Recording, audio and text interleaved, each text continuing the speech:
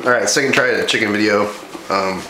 Microsoft Movie Maker doesn't let me edit little parts out of the middle of files, so that was 2 minutes too long. So this is going to be quick.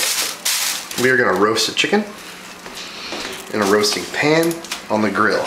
You can do this in the oven as well. So this is just your really cheap, $20 roasting pan. It's got this rack that fits in there.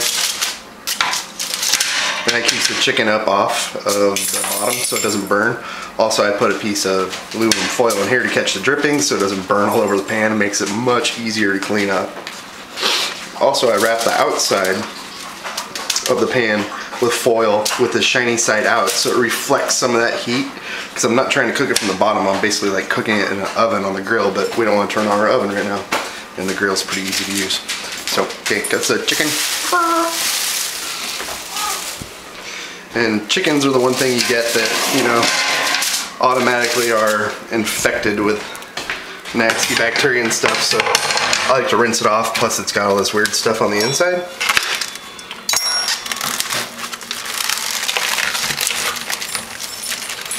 This is a pretty big chicken. It was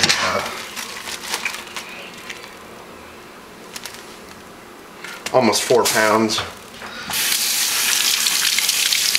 Way more than we need, but we use the leftovers in food sometimes, and if we don't use it for food, then it ends up going towards our pet food.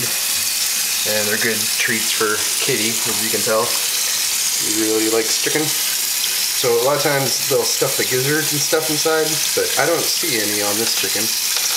There is a big piece of fat here on the back that I'm gonna pull out just so I'm not gonna make gravy from leavings at all. So I'm gonna rinse it off here in cold water.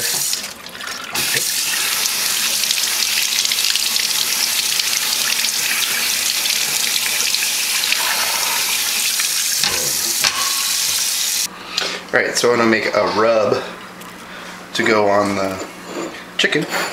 And pretty simple, some kosher salt.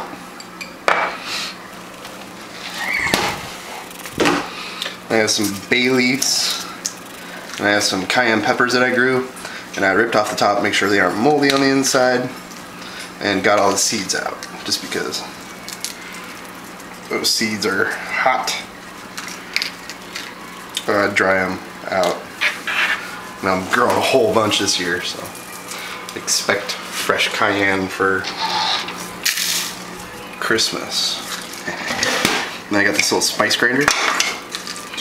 So the bay leaves kind of, well, you don't want to eat them. They're like, really hard leaves, but they add such a good flavor, especially to chicken. So I'm going to grind them basically to a powder. And the same with these chilies.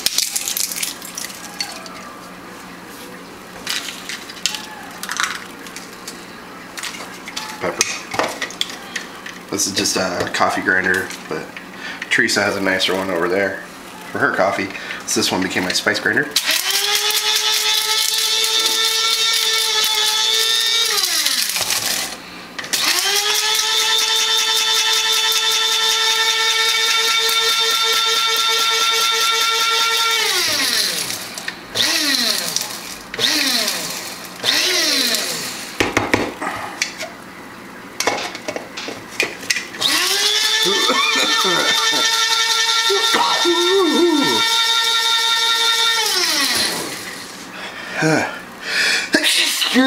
Yeah, there's a little power behind those. So, unplug.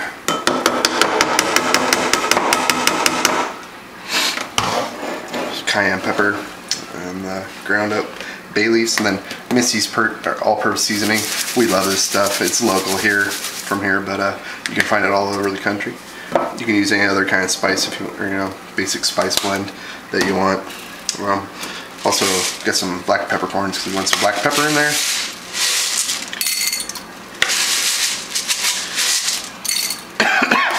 And I pretty much fresh grind all my black pepper now. We don't have a bottle or can of already ground pepper.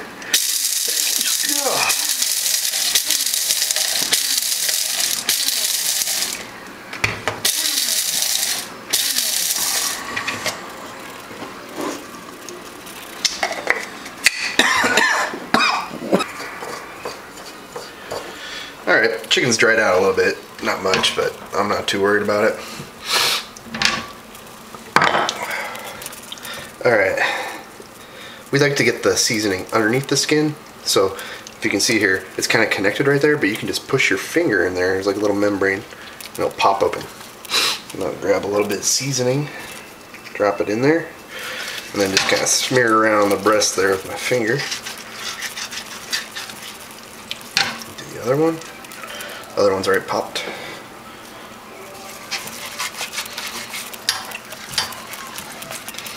Alright.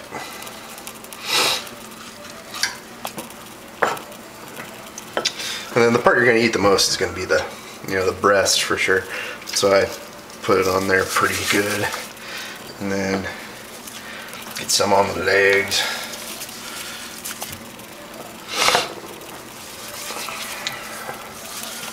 And it's just me and Teresa, so if we were gonna maybe make something we didn't want with this kind of spices on it, we'd only put the spices on half the chicken. And on the back, just for the heck of it.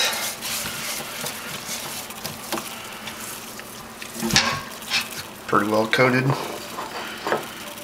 Sprinkle a little bit more on there, throw some on the inside, even though we aren't eating the inside, but just add some more flavor.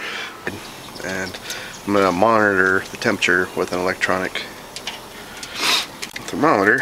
So I'm just going to jab right in here, get into the big thick part of the breast. Like that. And then, yeah.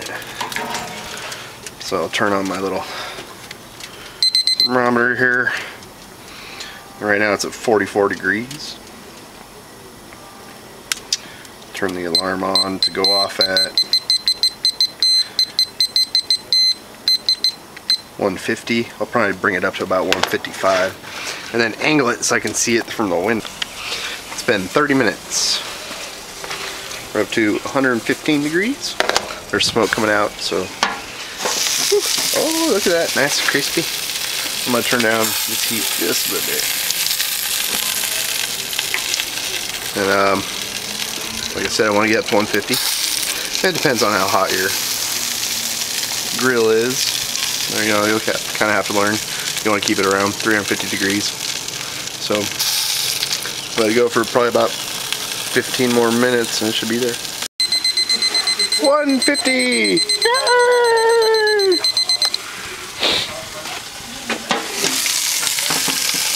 Pretty good. Now if you can see in here, the juices are running clear. I'm just going to let it sit here on a hot grill and it'll probably get up to about 160, and that's where we need it to get.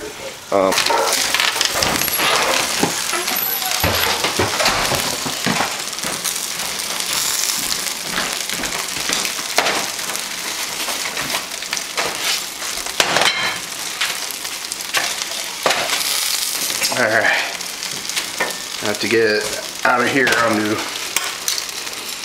a plate.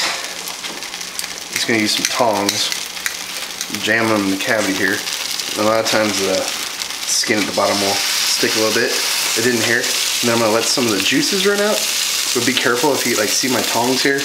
They have like a channel. Sometimes that juice will run down there, so don't tilt it back too far. Put it on a plate that has a good lip on it. Excuse me. Just because this is going to keep on juicing for a little bit. And there's plenty of ways to carve it, but I'll just show you a little trick here real quick. Basically, I want this whole breast piece and be able to cut off little pieces of it, right? So I'm just going to cut into the skin here all the way around. See, this juice is pouring out. Like that. Build it like this. And what I'm doing is just basically cutting that skin, not really the chicken at all, so that when I come back and I start cutting off chunks, you get that nice piece of skin attached to it. So that's it, roast chicken. Thanks for watching.